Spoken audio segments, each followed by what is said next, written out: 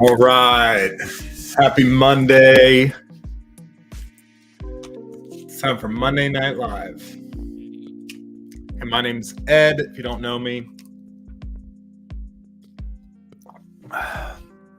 And hey, every Monday night we get on here, we talk what is going on in the world of credit cards and travel hacking. And to be honest, I spend my Mondays just kind of doing a little bit of a refresher on what are the things that have kind of happened in the credit card world over the last week, and we want to talk about it. So that's kind of where we end up every single Monday night. So happy you're here. Probably be here for about 45 minutes or so. So if you wouldn't mind, hit the like button if you're watching, and hey, maybe share this with somebody. If you know somebody that's interested in credit cards, this would be a good time to hang out. Also keeping an eye on MLB playoffs, which I am located in Pennsylvania, but I'm sorry to all my Philly friends. I'm not cheering for the Phillies, cheering for the Diamondbacks. They just tied up the series, so that's really phenomenal. And the Rangers out to a 3-0 lead, so that's great. That's cool. Let's go Rangers. All right, so let's just jump right into it. First, anyone know where this is at? It's a trivia question for today. It's hard. I'll ask the question.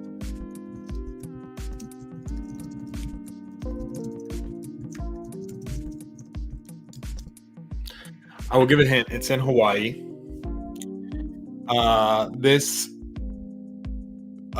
No, not Arizona. It's in Hawaii. Yeah. And yeah. So we had one guess for Arizona. So it's in Hawaii. Also, if you were a fan of the show Lost, this was in the show Lost. Let's see if I can pull it up.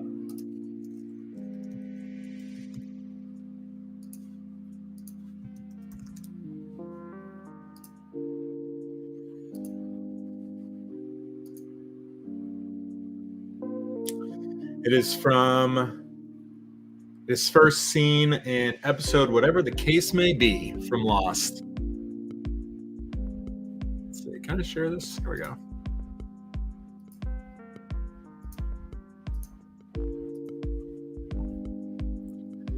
There's Jack and Sawyer, Sawyer and Kate. It's probably going to say it on this page. Once I back up, you're going to see it shared here. It is Waimea Falls.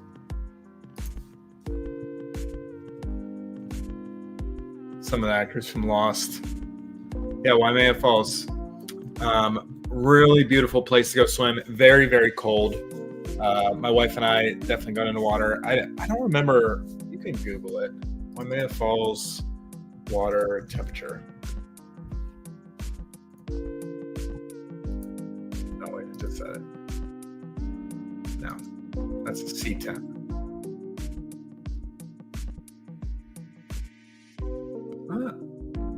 I have no idea. It wasn't 80 degrees. It was. I feel like it was colder than that. The pond, 70 degrees, something like that. So, Waimea Falls in Hawaii. Definitely go check it out. The falls I've been were on my way to Hana. In Hawaii. I don't know where Hana is. Oh, in Maui. Yeah, I mean, you're going to find so many beautiful waterfalls in Hawaii, right? Yeah, so this one's on the Big Island. And yeah, go check it out, Waimea Bay. It's on the North Shore. We also got to go to Road to Hana. Very cool. That's awesome. We need to get back to Hawaii. I just said this to my wife yesterday that maybe we'll go back next year. But honestly, instead of Hawaii, I'm trying to talk her into going back to Europe. So that's my current plan. I'm going to talk a little bit about that today and share some of the things that I'm looking into for Europe. But let's take a look on Reddit, see where we're going to end up tonight.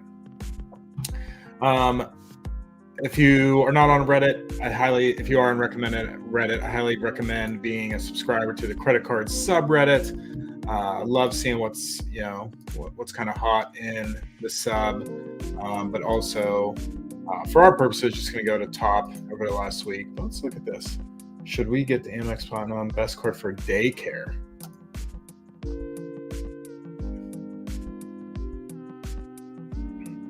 That's interesting. I mean, Venture X, 2X from Miles. Yeah, I mean, you're not going to find, this is interesting, you're not going to find a category that works for daycare. So some of these guys in the comments just try and find a catch-all card, maybe something that gets you 2X back. It's probably what you're looking for. Interesting. Anyways, in the top posts, just a few quick things right off the bat that I saw. This first one, clicking this link here. Credit card users paid nearly 164 billion in fees in 2022. Might get a little bit worse. This obviously, financial literacy is something that is not very high, just in general, right? I mean, most people don't know how to use credit cards responsibly. And I don't think that's necessarily at the fault of the individual. I think that the banks do a really good job of getting you to spend the money, of making it accessible and easy to spend the money and letting you fall into traps. I will say the people that are spending this money in fees, for the people that spend credit cards wisely, hopefully that's you watching this channel, it's these types of people that are paying for our rewards. So if everybody was great at it, these rewards probably wouldn't be available. So why I am piggybacking off of people making bad decisions, I'd much rather the people on my channel and everybody that comes through here just kind of advance your own financial literacy. And so we always like to say, use a credit card like a debit card. Use a credit card like a debit card. So don't put money on it if you don't have it in the bank. Don't put money on it if you can't pay it off immediately. So that is always the purpose of credit cards. So I just wanted to hit that as a little bit of a reminder as we jump into some things here. This person said, help, I'm ready to stop chasing points and go straight up, cash back, any tips? This was, I thought this post was really cool. And basically this guy's making the case that these long range business class flights are getting rather expensive as far as how many points they cost. And he's saying that the gap between how many points it would normally cost to a cash evaluation, that gap is closing, and he's just not finding it worth it. A little bit later, he goes on to say he's finding it less worth it as he has a family. He got married and has kids. And I'm definitely not going to say he's wrong because there's a lot of people I know that are team cashback. I'm team travel here on this channel, meaning that my goal is to accumulate credit card points and apply it to travel through things like transfer partners instead of just getting straight cashback. I do have a few cashback cards. One of them is my Amazon card. I use it only for Amazon purchases to get 5% cash back. But I'm not sure I'm totally seeing what this guy is seeing. I guess it might depend on what you consider a long-range business class flight. Because I think later on he mentions like flying to Sydney, and that's true. I mean, if you're flying to Sydney, you're probably spending close to 100K in points. And yeah, maybe it's possible that a business class ticket that value might not be there. But for me, for where I'm looking at, I'm married, I got 2 kids. For me, I'm still looking at, okay, how can I use credit cards to supplement my family travel? And how can I use credit cards to supplement travel for me and my wife?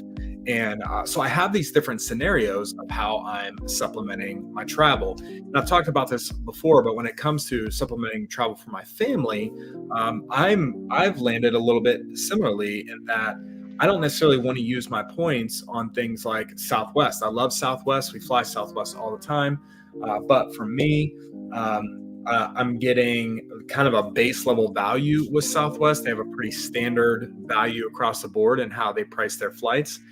And if I have the money, like if I have the cash on hand to do that flight, I'd much rather pay for that flight and accumulate points that I can use elsewhere and get some outsized value whenever I'm taking a trip that I might be able to get outsized value from.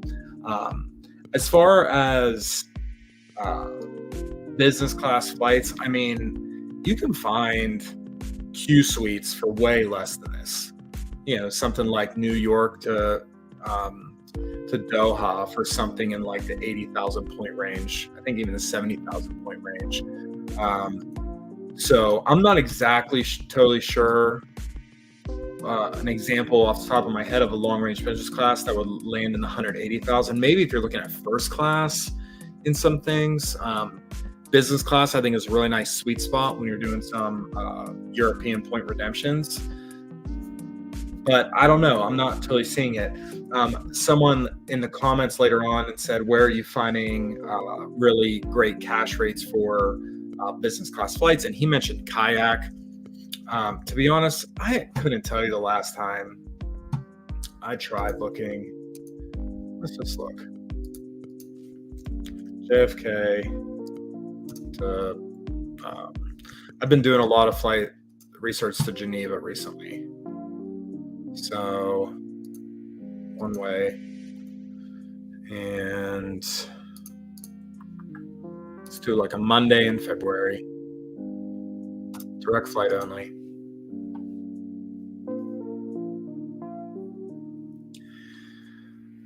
I mean, this is just one example, so I'm not acting as if this is a data point for all things to land on, but this price right here for a nonstop flight, roughly around $4,500 to $5,000 for Swiss business class. That's about what you're going to find,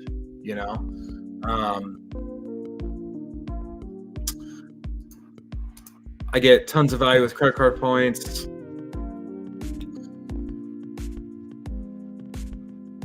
Yeah, me too, man. Or lady. I'm Mister. Actually, I'm gonna say your guy. I'm team travel all the way. So like, I feel like I'm definitely getting the value when I'm team travel. I want to see, is there a way, man? What are we doing here? Can you find deals on kayak? Best time to travel. I never use this. Never, ever use kayak. I assume if you're booking through kayak, you're not going to get things like points with that airline. Like if I have status with an airline, if I want those miles with an airline, I'm assuming you're not going to get that when you book through things like kayak. I definitely know when you use things like kayak to book hotels, you're going to end up in a situation where honestly the hotel doesn't intentionally treat you poorly, but they're not going to give you a complimentary upgrade. They're not going to go out of their way to treat you better, because using these discount sites is kind of considered the lowest of the low whenever you're booking these hotels. Meanwhile, if you just have the right card, you can get a lot of those perks, and you can book through even travel agents in certain circumstances and still get points on those ecosystems. And there's so many other more valuable ways to book things than like these discount sites. But the original poster of this thing is basically saying he uses things like kayak to find really great rates. And I'm familiar with finding last minute economy things on kayak, but I'm not super familiar with finding really phenomenal rates for like business class stuff. So maybe I'm wrong on that, but when I'm looking at this, I don't know. I'm just not jiving with it. A lot of people are saying things like get the U.S. Bank Altitude Reserve. That's a phenomenal card. I don't have it. It's on my list.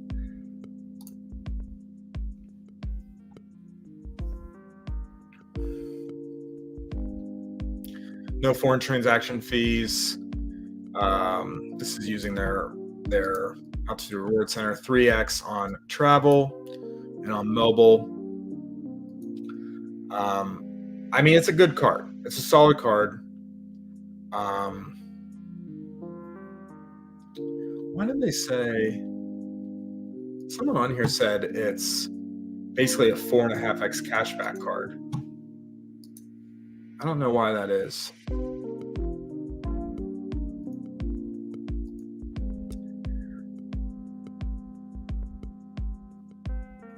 Venture X, someone suggesting just to get to 2x back. This guy here, Bank of America route. This is for, I mean, if you got the cash, if you put $100,000 in a Merrill account of theirs, you can use the Bank of America rewards or premium rewards cards, and you get increased percentage back based on having that money sitting in an account with them. I don't have $100,000 so I can just move over into their account. You can see other people saying the same thing. But I mean, if you do, something like Bank of America can be a really good route, but I think that's a really late stage game. The main reason I wanted to pull this up is because if you want to do team cashback because it's just easier for you to manage and that's good, great. Amen. Do team cashback, easy. But you're going to be able to find business class flights for way less than this and that have way higher cash value. Now, are they actually worth that cash value and would you actually repay that? No, but I'm not quite seeing the gap as close as this guy here was making it out to be. He was saying is the Wells Fargo the best option. Maybe if they get their transfer partners, we were talking about that last week, but whoever down here suggested like the Cap One Venture X, I mean, that might be a good card if you were just doing one card. But I think for most people, and I know a lot of people that watch my channel are kind of in this world. Actually, this is a good thing. This post from Reddit this week, one day ago, the 4 mindsets of the credit card game: normal, churner, min, max, or hobbyist. I think most people fit into this normie category.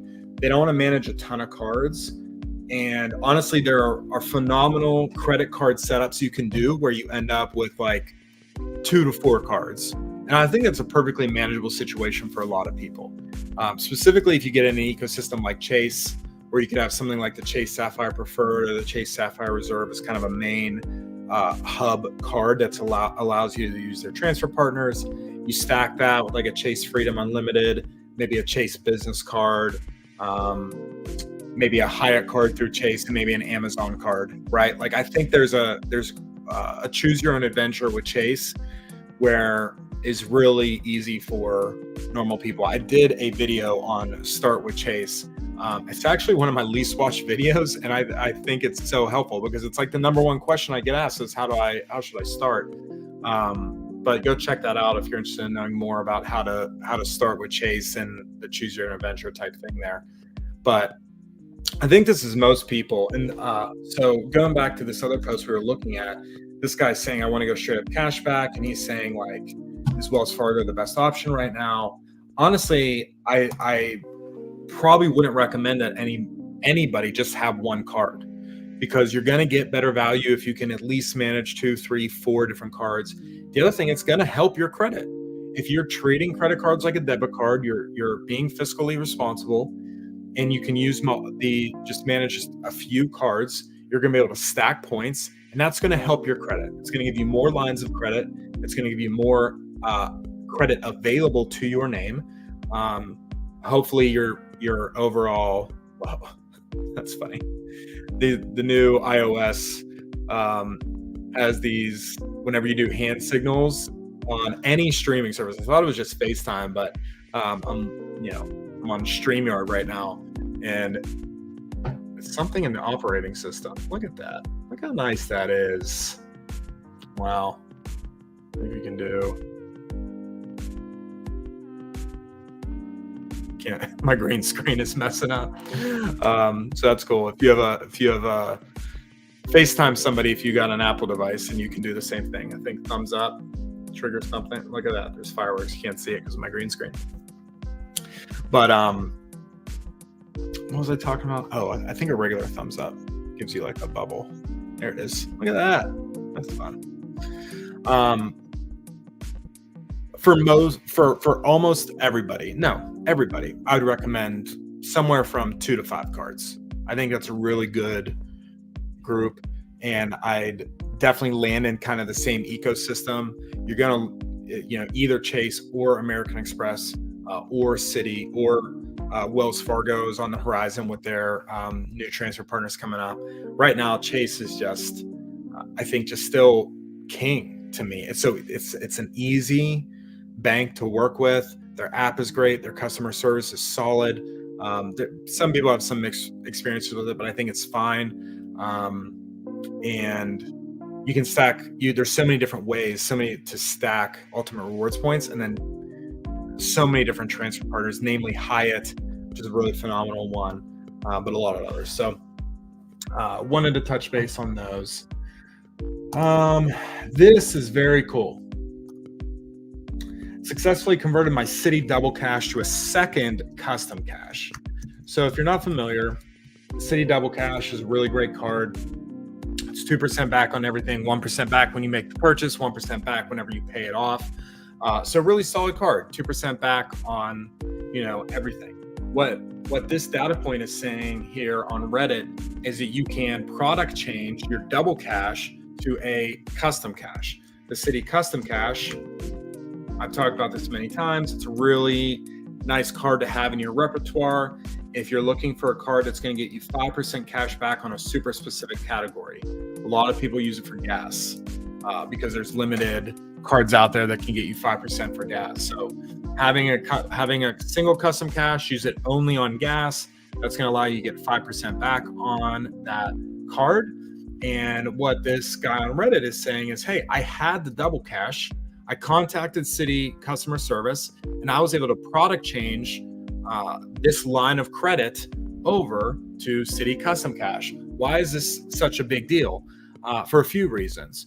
One, you get a second Citi Custom Cash. This is the primary reason for the Reddit thread.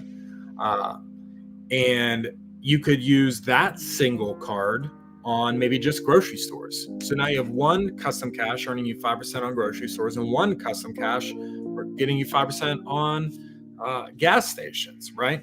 So you can see how this could really be stacked in a unique way to get you 5% back on multiple cards. Yes, you would have two of the same card, but they're going to have different numbers. They're going to have different verification codes, different expiration dates. These are different numbers. But by product changing it, you can't like every other issuer, you can't outright apply for the same card twice. So if I have the custom cash and I got approved for it, and then I went on the next day or whatever and applied for another custom cash, they're going to deny me because I already have it. But a way around that is maybe to get the double cash and then convert it. The other really great thing there is when you product change a card is that credit line stays intact. So on your credit score, you're not getting a new pool. That line of credit stays on your credit account. So that's going to continue to help your length of credit, your credit history, which is helping your credit. So you're not canceling a card and opening a new card. You're just changing. So that's really nice.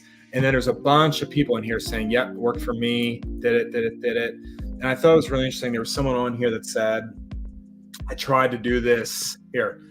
I tried to call on September 24th and they told me it was not possible, but they did it and they were able to do it 6 days ago. So this is, I think, a very interesting data point. So I don't know how many people this is really going to affect, but this person says it's a glitch in the matrix.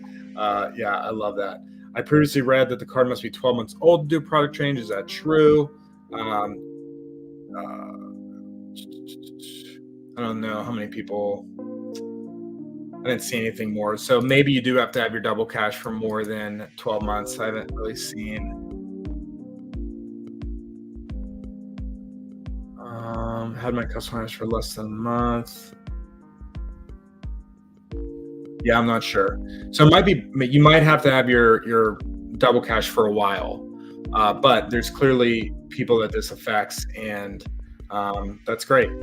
Other examples of product changes you can do in different ecosystems. In American Express, you can product change things like the Amex Platinum to a gold, or actually up if you're eligible for that as well.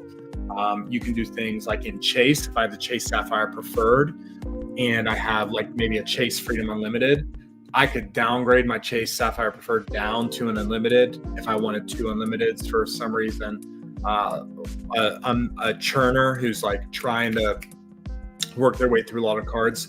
That might interest you because of Chase's Sapphire rule, which you can only have one Sapphire at any given time.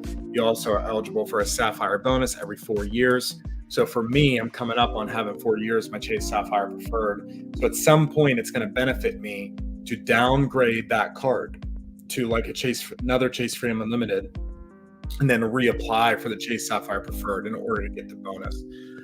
You got to be a little careful there because you got to make sure that you still have a card that allows for transfers. I have some Chase business cards, so that's not a problem, but that's a little bit of a niche situation. Maybe I could do a whole video on that. But there's a lot of strategies around converting cards and doing product changes versus something like canceling a card. So you want to make sure you check into something like that.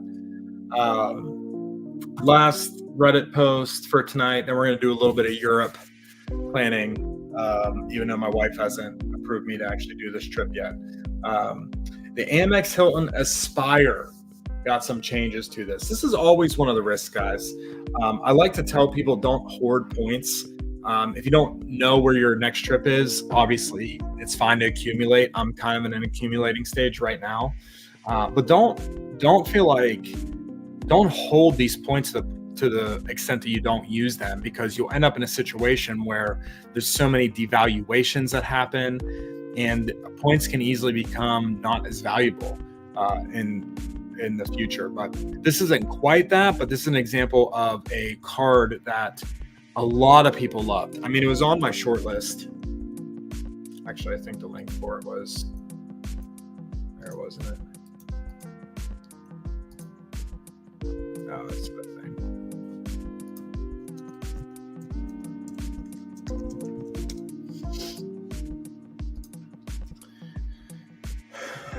This is probably going to be the new information about this.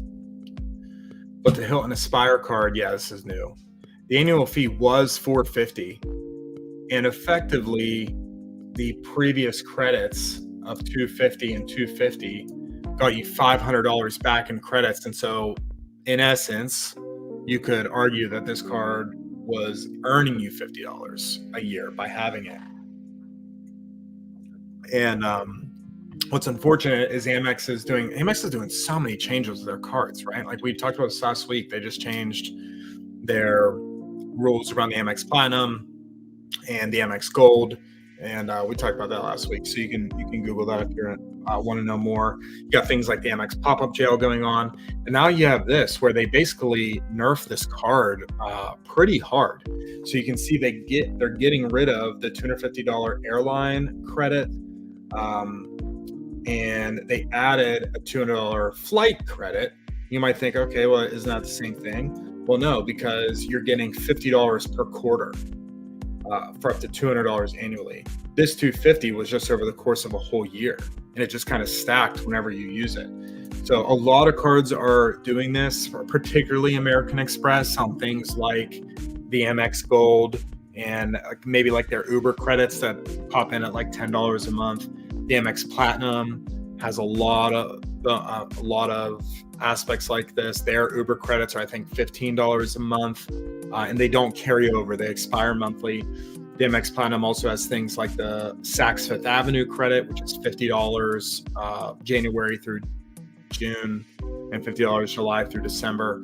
So you have these coupon type perks on Amex, and because they're doing this, it kind of forces you to spend more money on that card in order to get the full effect of the bonus. So this is a really big negative here, changing from this yearly $250 to now quarterly. You went down overall $50 and you got to spend it quarterly. That's really unfortunate.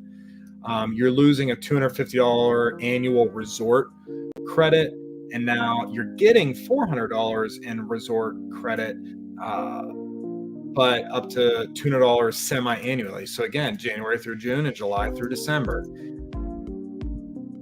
Like that's just you might say, well, that's more money. Yeah, but now I got to spend more money to get it.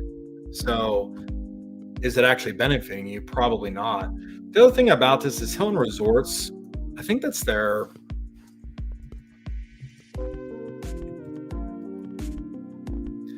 yeah, like Hilton Resorts is not any Hilton. And we should maybe read the terms and conditions just to make sure this poster is correct. But like, here's some examples of their resorts. I mean, it's their extremely high-end properties, and they're expensive. You know, these might not be like these. Obviously, I think any of us would go to these, but they might not be on your immediate list. You might want to go to a regular Hilton property. And so, are you definitely going to go to a Hilton resort every year? Maybe. You know, so maybe this works for some people. Are you going twice a year? I don't know. So they're also changing the priority pass stuff that they got going on with this card. They added cell phone protection. I don't know. A lot of cards have cell phone protection. So it's just unfortunate because this was a really phenomenal Hilton card. I wonder, I haven't done a whole lot of research on these because they all kind of got a little bit of a change, and I'm now wondering what the general community feels like is the best Hilton card here. Just a quick comparison: no annual fee, $150, $550. The bonuses all seem fairly good. They all get bonuses on, you know, just spending for Hilton.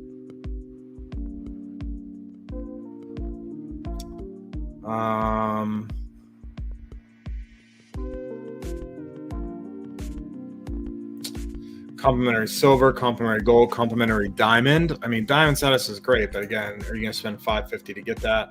You get a free night award here. Oh, that was another reason that was making the Hilton Aspire so valuable. Man, is there any other Hilton card that gets you a free night award? I'm not really sure.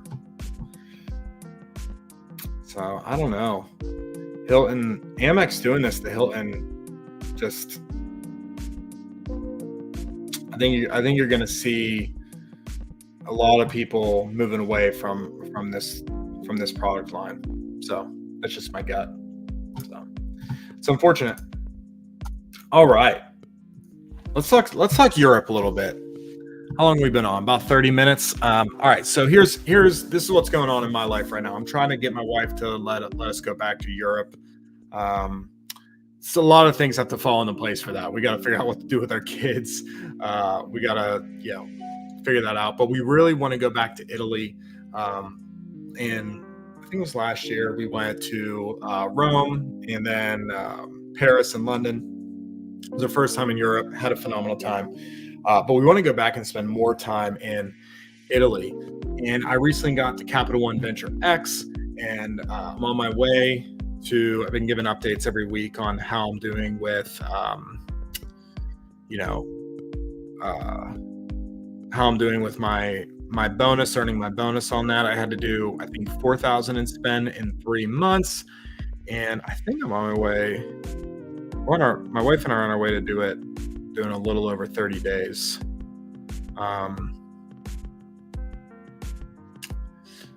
No, we just passed. Yeah. So we're at 34, 38. So probably in the next week or so, we're going to hit it. I'm going to get 90,000 Capital One points. And my goal from there was to transfer those out and use that towards some sort of business class flight to Europe.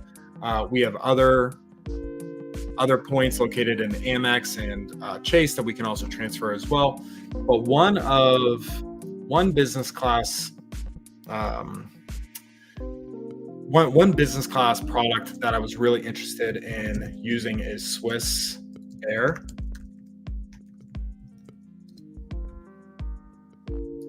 All Our whole family this summer in Italy could be big. Yeah, that's my wife. Hey, subscribe to her channel at A Whole New World. Um, they recently just updated their business class offerings, and man, it looks great. It looks really great. When's this from? March of 2020. Was that after they? I think this might have been before.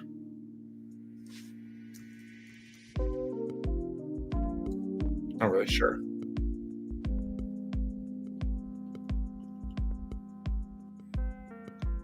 Where are they flying out of here?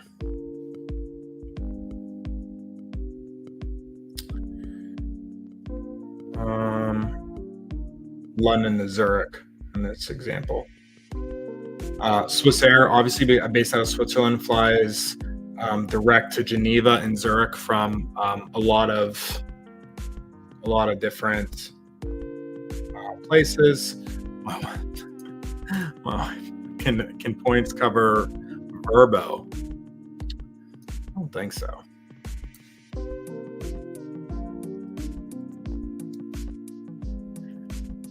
Not that I'm familiar with. Earn rewards use.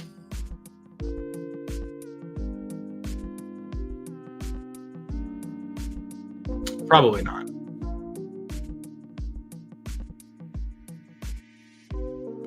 Yeah, I don't think so.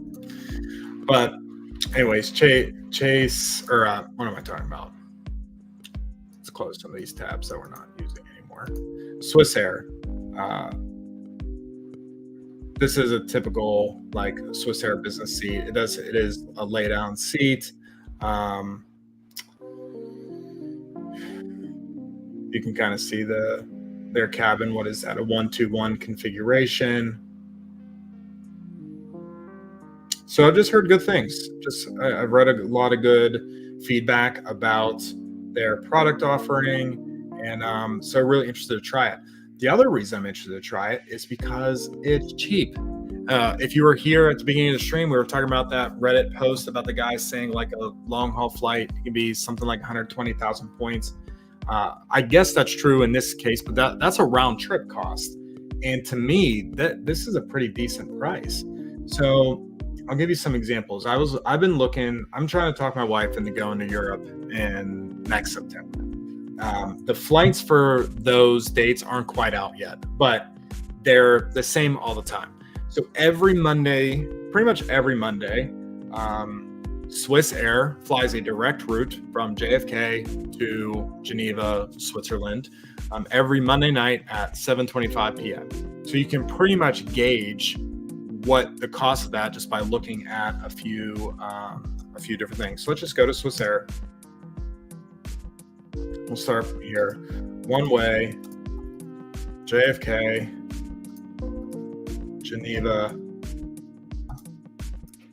and again, it's pretty much every Monday night.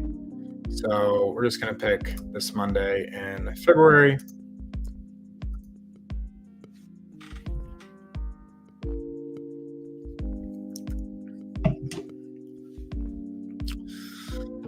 Here it is, 7:45 Monday night.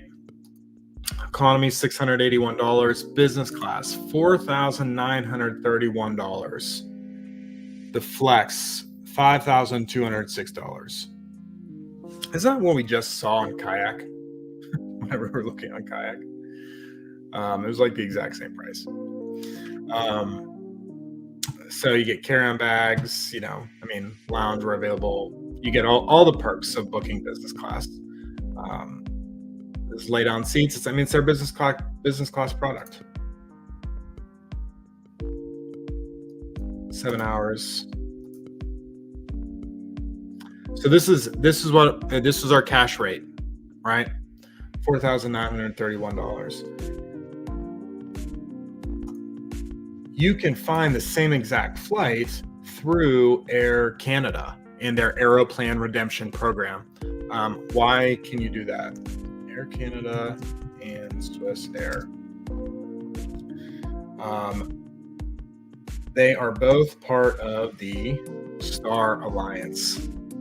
So if you're not familiar, there's all these different airline networks. And if you have multiple airlines that are part of the same network, chances are you're going to be able to find and book one product through another product's page. So this is common in things like American Airlines and British Airways, for example, American Airlines and Iberia. There's some other examples there.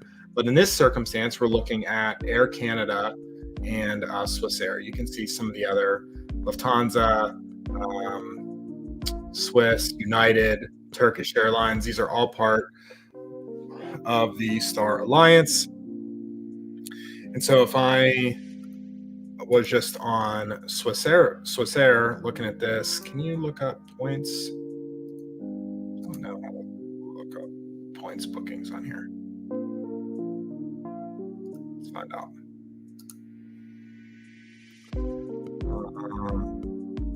Man, I never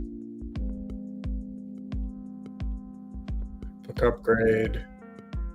I don't even know what to do. Can you book with points on Swiss Airlines page? Miles and more, probably somewhere. If I have to log in, redeem miles. Let's go to miles and more. Wait, what are you saying? What am I agreeing to? Can you be English?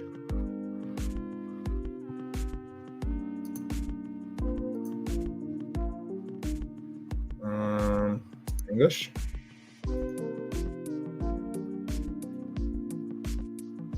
Hey, spend miles. I gotta log in. I don't have an account on this, I don't think. I don't. All right, well, I can't look it up.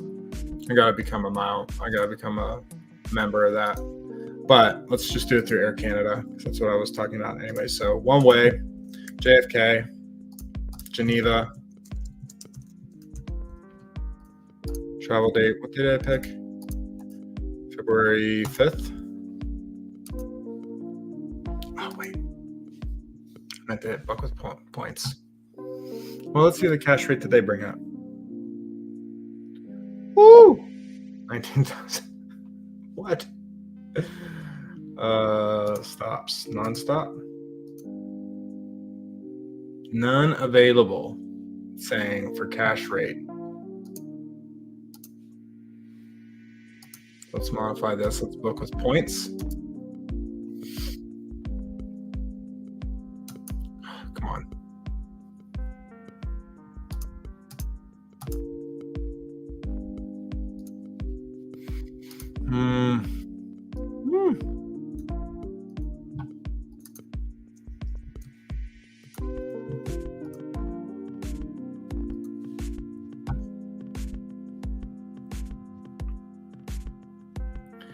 All right. Come on, Air Canada. If you're just joining, we're looking up JFK to Geneva on points, trying to book Swiss Airlines business class product, but looking at booking it through one of their Star Alliance partners, Air Canada. What's going on here?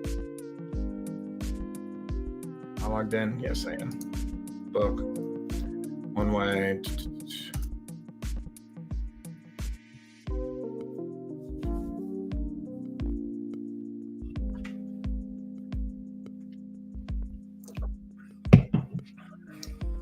Here we go. Here's our 7:45 flight. 35,000 economy, 60,000 points in business class. You also get this little really nice search bar up at the top. You can filter by cabin.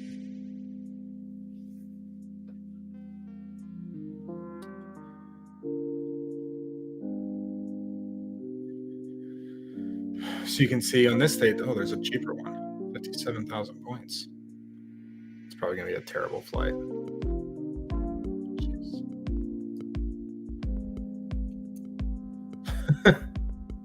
2 stops. That's funny. Yeah, I'll pay the extra 3,000 points to go direct. So 60,000 points one way. This is one person. So yeah, you're talking 120,000 points round trip per person. How do you get that many points? There, every Chase, American Express, Capital One, all of them, all three of those transfer to Aeroplan, Air Canada. So Chase Sapphire Preferred sign up bonus 60,000 points. That's going to get you one of these flights. My Venture X is 90,000 points. That gets me one and a half of these flights. Where my wife just got a new Chase business card. I think she got 100,000 points for that. So, she's over, one and a half on this business class product. So to me, this is a very accessible option here. We could do the math on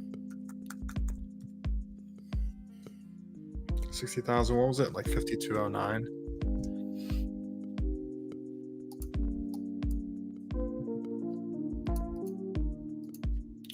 Just trying to do a little bit of a cost per point thing here.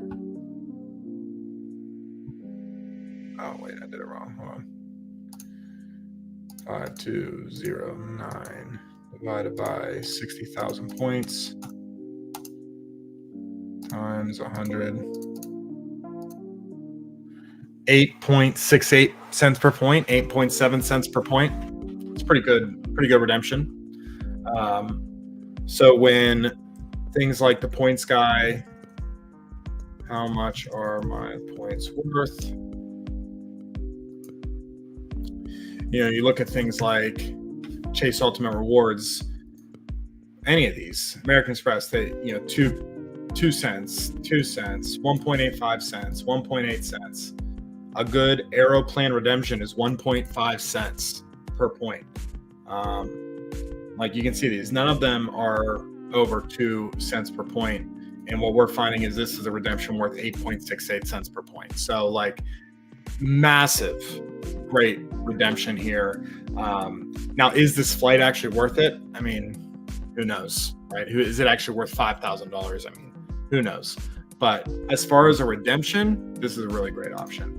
The only other thing I want to point out here is I highly recommend using Aeroplan Air Canada. You can also use something like, do I have it up here? Life Miles. If you've never used Life Miles, if you're new to the credit card game, I would recommend trying to avoid using Life Miles. If you have to use it, you can. But this website is so jacked. The website basically never works well. They have extremely poor customer service. You have to pay fees when making changes. I mean, there's just a lot of reasons why avoiding this website is good. It's just not for the faint of heart in the redemption world.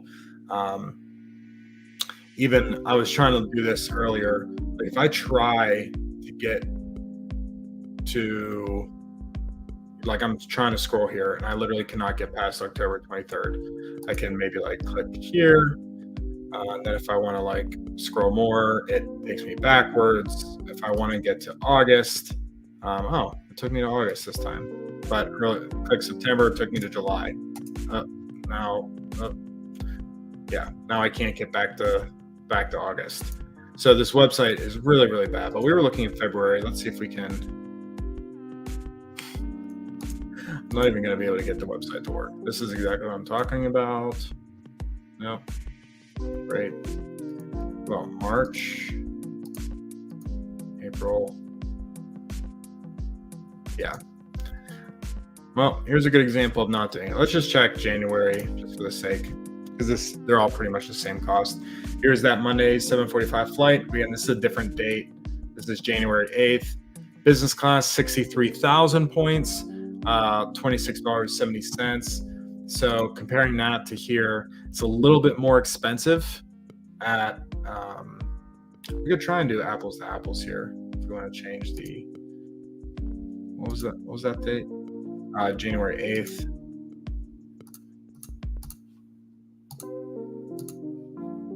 I mean, Air Canada, it just works way better. Bottom line, don't use Life Miles if you can avoid it. but you can sometimes find really phenomenal redemptions on there. So the temptation is there. Here you can see same day. So slightly more fees. You're paying $76 Canadian, which I don't know. Can I change this to?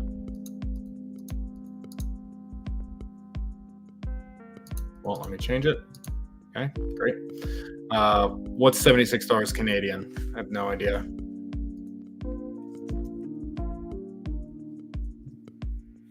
$55 US. So $55 versus $26. What? I mean, that's pretty much nothing. But you're spending less points, and you're going to get better customer service. All kinds of things. If we click into this, you can see it's not fully refundable. It is for a fee. I don't know what that fee is off the top of my head, but for the customer service alone, it's probably going to be worth it. Again, Life Miles has a cost of change anyways. If you really want that total peace of mind of complete refundable, you could jump up to the 74,000 price point, which still is very, very good. So this is where I'm leaning. If I can get my wife to say yes, looking at booking Swiss business class through Air Canada, get us to Europe.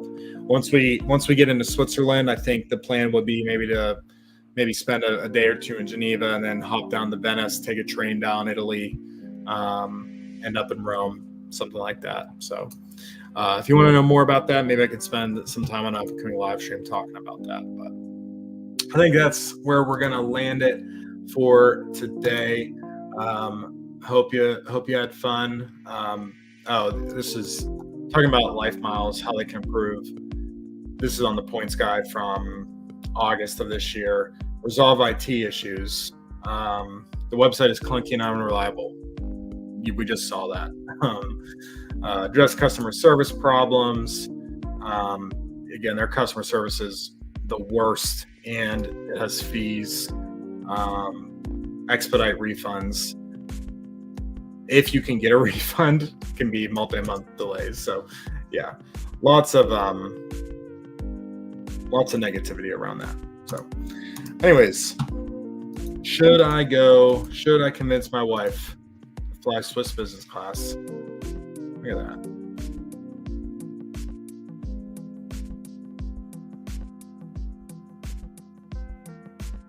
I think I should. Look at all that lip balm. Oh, come on. This is where we're going to end it today. Just oogling over this. Found the experience very enjoyable. Qatar Airlines Q Suites. This is a bucket list. One day, if I can convince my wife to let us fly like 10 hours to Doha so we can go to like the Maldives, Q Suites, it's on the list. All right, that's all we got for today. Hope you had fun hanging out. Again, Hawaii, go to Hawaii, go hang out there. It's pretty great. Love you all. Hope you have a good rest of your night, and I'll see you back here next Monday. Appreciate you.